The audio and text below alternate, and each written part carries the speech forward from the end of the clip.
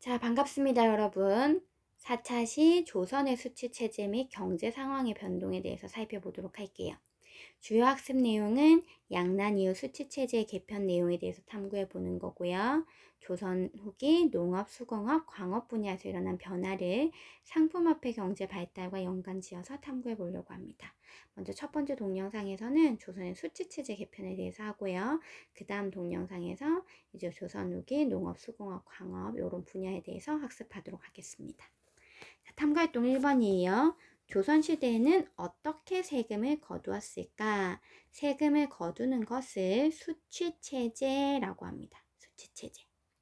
그래서 밑에 보시면 조선의 세금이 종류가 몇 개가 있죠, 여러분? 조선의 세금. 그쵸? 명칭에 보면 3개가 있잖아요, 3개. 먼저 조세. 조세는 다른 말로 전세라고도 하는데 말 그대로 땅에 대한 세금이죠. 토지 소유자한테 수확량의 10분의 1을 거뒀어요. 그런데 세종 때는 전분육등법과 연분구등법이라고 하는 것을 적용을 했는데, 전분육등법이 뭐냐면 토지의 비옥도를 6등급으로 나누는 거예요. 그 다음 연분구등법은 그 해에 풍년이 들었느냐 흉년이 들었느냐 풍흉의 정도에 따라서 9등급으로 나눈 거예요. 그래서 이런 식으로 차등적으로 조세를 징수를 했습니다. 그래서 1개월당 4에서 20두까지 똑같은 것이 아니고 토지가 비옥한지 안 비옥한지 풍년이 들었는지 흉년이 들었는지 거기에 따라서 4에서 20두 정도로 차등적으로 했다는 거예요. 세종 때. 그러다가 이제 직전법 폐지 후에 자영농민이 소작농이 되면서 지주에게 수확량의 반 이상을 소작로로 내는 그런 상황이 벌어져요. 소작농도 엄청 힘들었겠죠, 그쵸? 그래서 조선 후기가 되면 여기 밑에 영정법이라고 하는 것을 실시하게 돼요. 아까 전분육등법하고 연분구등법으로 인해 가지고 최저 4에서 최고 20두까지 차등적으로 조세를 납부한다 그랬는데, 여러분 생각해 보세요. 누가 세금을 내고 싶겠어요? 더 많이. 되도록이면 세금을 적게 내고 싶잖아요. 그래서 사람들이 어떤 편법을 쓰냐면 내 땅이 아무리 농사가 잘 되고 비옥한 토지라고 하더라도 내 땅은 농사가 안 돼요, 이런 식으로 허위 신고를 하는 거죠. 그렇게 해가지고 아까 4에서 20두까지 차등적으로 조세를 납부한다고 했는데, 최저 납부 금액인 4두만 내는 이런 것들이 이제 관행적으로 되고 있어가지고 이 영정법은 그러면 이 전분육등법하고 연분구등법 이거 하지 말자. 그래서 풍흉에 관계없이 풍년이 들었는지 흉년이 들었는지 풍흉에 관계없이 토지 1결당 쌀 4에서 6두씩을 납부하도록 하자라고 전세를 정액화한 게, 고정시킨 것이 바로 영정법입니다. 다시요. 아까 세종 때는 땅이 비옥한지 안 비옥한지 그 해에 풍년이 들었는지 흉년이 들었는지에 따라서 4에서 20두까지 차등적으로 조세를 납부했다면, 영정법은 1개월당 쌀 4에서 6두로 내야 하는 세금을 정액화, 전세를 고정한 것이 되겠습니다. 그게 영정법이에요. 하지만 이 영정법을 실시했어도 각종 수수료나 운송비 등 부가세는 증가했고요. 이 부가세를 소작농에게 부담을 전개시키는 그런 한계점이 있기도 했습니다. 자, 여기까지 땅에 대한 세금이 조선 전개, 조선 후기 어떻게 바뀌었는가 봤고요. 자, 그 다음 세금은 공납이에요. 공납이라고 하는 건 뭐냐면 각 지역의 토산물을 조사해서요. 자, 모의고사에는 토산물 말고 특산물이라고 하는 단어로도 종종 등장을 합니다. 각 지역의 토산물을 조사해서 9년 단위로 물품과 액수를 할당하면 이제 집집마다 이 토산물을 이제 세금으로 내는 거예요. 정기적으로 내는 상공이 있었고요. 비정기적으로 내는 별공과 진상이 있었어요. 그런데 이 공납은 납부하는 과정이 번거롭고 그래서 전세보다 부담이 컸기 때문에 어떤 일이 있었냐면, 관청의 서리가 공물을 대신 내는 거예요. 대신 내고 그 대가를 과중하게 챙기는 현상이 벌어지는 거거든요. 대신 납부하는 거. 이 대신 납부하는 걸 뭐라고 하냐면 이런 것을 방납이라고 합니다. 방납. 그런데 이 방납의 과정에서 이제 폐단이 나타나게 된 거죠. 어떤 폐단이 나타났냐면 밑에 자, 이 사람이 관청의 설인 거, 이 사람이 관청의 설이에요. 당신이 곡물로 납부해야 할 전복을 내가 대신 납부해 주었으니, 방납해 주었으니 거기에 따른 대가를 지불해라 라고 이야기를 하죠. 그랬더니 농민이 뭐라고 하냐면 농민이 시세보다 몇 배나 높은 가격으로 대가를 요구하니까 정말 너무하다 이런 이야기를 하죠. 방납의 폐단이 심각했다는 걸 알 수 있고, 그 다음 그 옆에 보시면 산골에서 농사 짓는 우리에게 이번에도 터무니없이 해산물을 공납으로 거두려고 하겠지.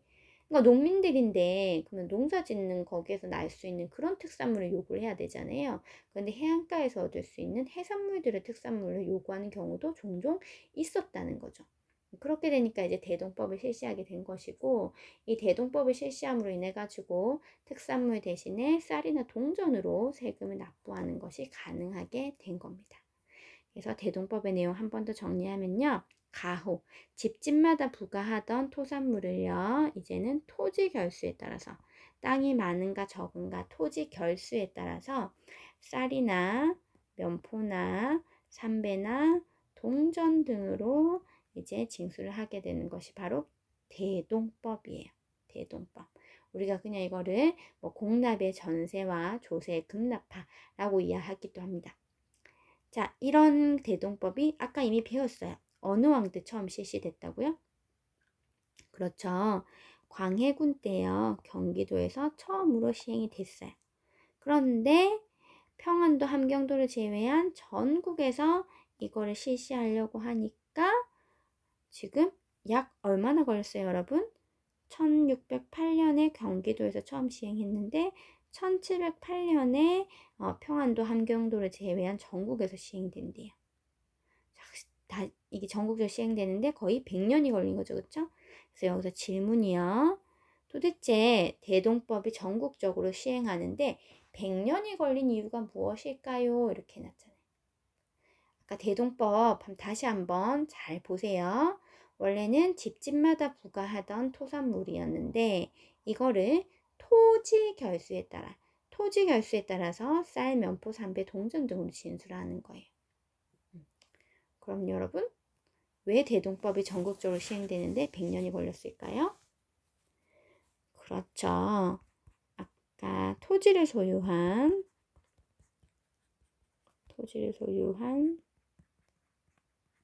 양반 지주의 반대가 심했기 때문이다.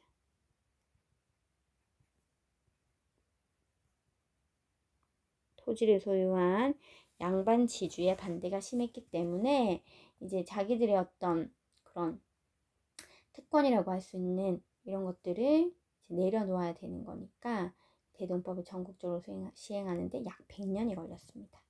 어쨌든 100년 만에 이제 시행이 됐어요. 그래서 결과적으로는 지주의 부담이 증가하고요. 토지가 없는 농민의 부담이 감소했고요. 그 다음에 이제 토산물을 내지 않고 쌀이나 이제 뭐 동전 이런 걸로 내니까 뭐 여전히 토산물이 필요는 하잖아요.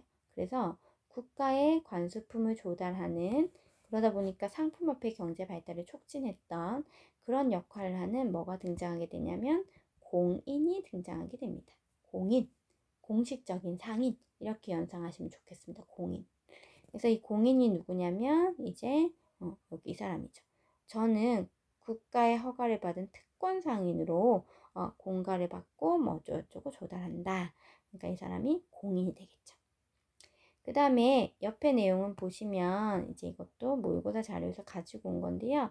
땡땡법 토론회 해가지고 자 토지 결수를 기준으로 공납을 납부하게 된다면 공납 그 땅이 많은 지주들의 부담이 이전에 비해 늘어납니다. 그쵸? 그래서 100년 동안 시행이 안 됐다고요. 자, 그런데 이 대동법을 시행해야 하는 당위성이 있죠. 왜? 농민들이 힘들잖아요. 농민들이. 여기 보면 이 농민의 대표입니다. 지주들은 수확량이 많아서 부담이 크지 않을 것입니다. 반면 박람회 폐단으로 고통받아온 농민들은 부담을 덜어줄 수 있습니다. 해가지고 대동법을 둘러싸고 열띤 토론이 나오는 것 확인할 수 있으시고요. 대동법은 뭐 별공, 진상 이런 여전히 현무를 수행하는 그 다음에 대동세가 소작농에게 전가되는 그런 모습을 확인할 수가 있습니다. 자, 그게 이제 대동법의 한계였고요. 그 다음 마지막 라스트는 바로 역입니다. 역은 크게 이제 군역과 요역으로 나뉘는데요. 16세 이상의 양인 농민 장정들이 이제 일정 기간 현역으로 복무하면서 정군 또는 보인으로 이제 근무를 하게 되고, 그 다음에 가호를 기준으로 집집마다 이제 장정을 뽑아서 토목공사에 동원을 하게 돼요. 그리고 역과 관련한 폐단에는 어떤 것이 있냐면, 자, 빈칸 3번. 다른 사람을 대신 군대에 보내는 거. 이거 이미 영화로도 만들어져 있죠. 이정재가 주연, 제가 특정 사람 이름 말했네요. 자, 그 영화도 있기도 한데, 다른 사람을 대신 군대에 보내는 거. 이런 거 뭐라고 하냐면 대립입니다. 대신 세우다. 다른 사람을 이제 대신 세워가지고 군대를 보내는 거 대립이고요. 그 다음에 노동력 대신에 군포를 내는 거. 이런 거 뭐라고 하냐면 방군수포예요. 방군수포 어디서 들어봤어요, 여러분? 그쵸? 인지네란 할 때 왜 우리가 그렇게 일본한테 허무하게 그렇게 20일 만에 평양성까지, 그쵸? 함락을 당했는가 생각해 봤을 때 이제 뭐 대립제, 방군수포 이런 걸로 인해 가지고 이제 군사력이 제대로 유지되지 않았던 거죠. 그런 것들 확인할 수 있고, 그래서 사실 대립제하고 방군수포제는 여러분 불법일 거죠, 불법. 그런데 그럼 차라리 그럴 것 같으면 그냥 이 불법인 거를 이제 합법화 시켜주고, 그 다음에 거든 이제 군포를 가지고 이런 그 직업군인들을 이제 뽑아가지고 운영을 하자는 게 핵심이 되겠습니다. 그래서 이 역 같은 경우에는 조선 후기에 균역법으로 이제 바뀌게 되거든요. 그거 한번 확인해 보자고요. 그게 여기 보시면 균역법 내용이 있습니다. 자, 배경은 양난 이후에 오군령이 만들어지고요. 그 다음에 모병제가 일반화되었어요. 그러다 보니까 군역 대신에 군포를 징수하는 걸 합법화를 했고, 그래서 농민의 군포 부담을 1년에 원래는 2필 냈어야 됐거든요. 그거를 한 필로 줄여서 내는 그런 것이 바로 균역법이 되겠습니다. 여기 보시면 사료가 나와 있죠, 그쵸? 사료가 나와 있어요. 잠시만요. 신영의정 아래옵니다. 응당 2필의 군포를 거두어야 하는데 왕께서 한 필로 줄이라고 명을 내리시니 2필을 한 필로 줄여드렸어요. 이때 왕이 누구냐? 이때 왕은 영조입니다. 영조가 이제 2필에서 한 필로 줄여준 사람이거든요. 균역법. 자, 그렇게 하니까 줄어든 국방비를 어떻게 마련할지가 걱정이라 그랬잖아요. 그래서 여기 보시면 부족한 국방비를 보충하기 위해서 토지 1결마다 2두씩 뭘 내냐면 결장미라고 하는 거를 내요. 자, 계속해서 결이라고 하는 내용이 많이 나오죠. 그쵸? 이 결이라고 하는 건 조선시대 토지를 대는 단위라고 생각하시면 될 것 같아요. 지금의 한 평, 2평, 뭐 세제곱미터 이런 식으로 표현하듯이 그렇게 결장미를 거두고 어염세와 선박세 등도 거두고요. 그 다음에 군역을 회피한 일부 부유한 상민에게는 이제 뭘 납부하게 하냐면 선무군감포라고 하는 이런 것을 납부하게 합니다.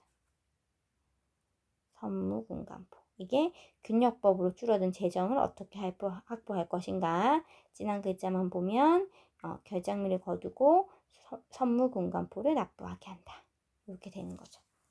근데 이 결작이 나중에는 원래는 주인이 내야 되는 건데 소장농한테 전가가 되기도 하고 뭐 각종 폐단, 인징, 족징, 뭐 백골징포, 항구첨도 다 이거 군역과 연관된 거거든요.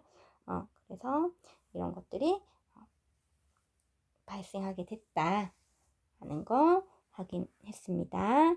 자, 여기 보시면 그 조세공납역에 대해서 했는데 세도정치 시기에는 조세공납역 뭐 물론 있지만 아예 그거를 엮어가지고 뭐라고 했냐면 전정, 군정, 환곡을 묶어서 삼정의 문란이라고 해요. 삼정의 문란. 전정하고 군정은 뭐 하는 건지 알겠어요, 그쵸? 근데 환곡이 뭔지는 모르겠어요, 그쵸? 환곡은 뭐냐 하면 이제 그 한국 같은 경우에는 이제 그 농사 이제 한번 수확하고 나면 이제 그 농사를 수확하기 전까지는 굉장히 이제 먹을 식량이 부족한 경우가 많아요. 그러다 보니까 이제 환곡은 나라에서 이제 어느 정도 이제 보관해 놨던 이런 쌀들을 싸게 이제 파는 거죠. 싸게 이제 빌려주면서 파는 게 아니라 빌려주면서 이제 갚을 때는 이자를 같이 쳐서 내라 이렇게 이야기를 하는 거죠. 그래서 이 삼정의 문란에서 이제 환곡은 이제 그 춘궁기라고 하는 이제 추수하기 전에 이때는 이제 쌀을 빌려주고 나중에 갚을 때는 이자를 쳐서 갚게 한 그런 제도를 이제 포함해서 전정, 군정, 환곡 요 세 개가 세도정치 시기에 볼 수 있는 삼정의 문란이 되겠습니다. 근데 이제 실제로도 이 삼정의 문란이 농민들의 생활에 굉장히 큰 피해를 주었지만 농민들 같은 경우에는 이제 대표적으로 일으킨 난들이 홍경래의 난, 임수농민 봉기예요. 그래서 그런 것들도 조금 추가적으로 우리가 이미 앞에서 살펴봤었거든요. 1차 시할 때 선생님이 세도정치랑 비변사 미리 다 하고 왔기 때문에 그 부분 한번 확인하시면 되겠습니다. 자, 여기까지 해가지고 그 세금을 어떻게 거두었을까 수치체제, 조세 공납력이 조선 전기 조선 후기에 어떻게 달라졌는가를 확인해 봤습니다. 수고하셨습니다.